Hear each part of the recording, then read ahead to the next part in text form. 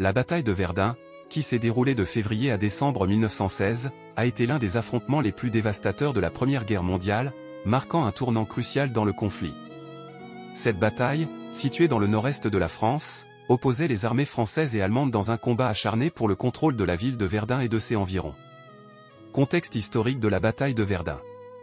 Au début de 1916, la Première Guerre mondiale en était à sa deuxième année, et les deux camps étaient engagés dans une guerre d'usure sur le front occidental.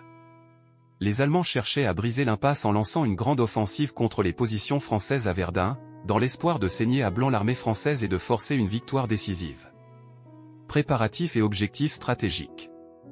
Les Allemands, sous le commandement du général Erich von Falkenhayn, avaient pour objectif de briser la résistance française à Verdun et de menacer Paris, tandis que les Français, dirigés par le général Philippe Pétain, étaient déterminés à défendre la ville à tout prix. Les deux camps ont mobilisé d'importants effectifs et d'énormes ressources pour la bataille à venir. Déroulement de la bataille de Verdun. La bataille de Verdun a commencé le 21 février 1916 par un bombardement massif de l'artillerie allemande, suivi par une série d'attaques d'infanterie sur les lignes françaises.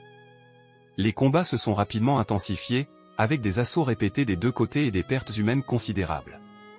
Les Français ont résisté avec héroïsme, défendant chaque pouce de terrain avec acharnement. Stratégie et tactique. Les deux camps ont utilisé des stratégies et des tactiques sophistiquées pendant la bataille. Les Allemands ont concentré leur feu d'artillerie sur des points spécifiques des lignes françaises, cherchant à créer des brèches dans les défenses ennemies. Les Français, quant à eux, ont mis en place un système efficace de rotation des troupes et ont utilisé des contre-attaques habiles pour reprendre le terrain perdu. Conséquences et bilan humain. La bataille de Verdun a été un carnage pour les deux côtés, avec des centaines de milliers de morts, de blessés et de disparus.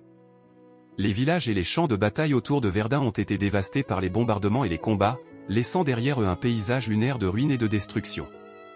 Héritage et mémoire.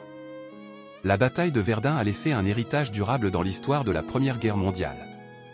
Elle est devenue un symbole de la résistance française et du sacrifice humain, et un lieu de commémoration pour les soldats tombés au combat. Les vestiges des tranchées et des fortifications de Verdun rappellent aux visiteurs la brutalité et l'horreur de la guerre, tout en témoignant de la résilience et du courage des hommes qui s'y sont battus.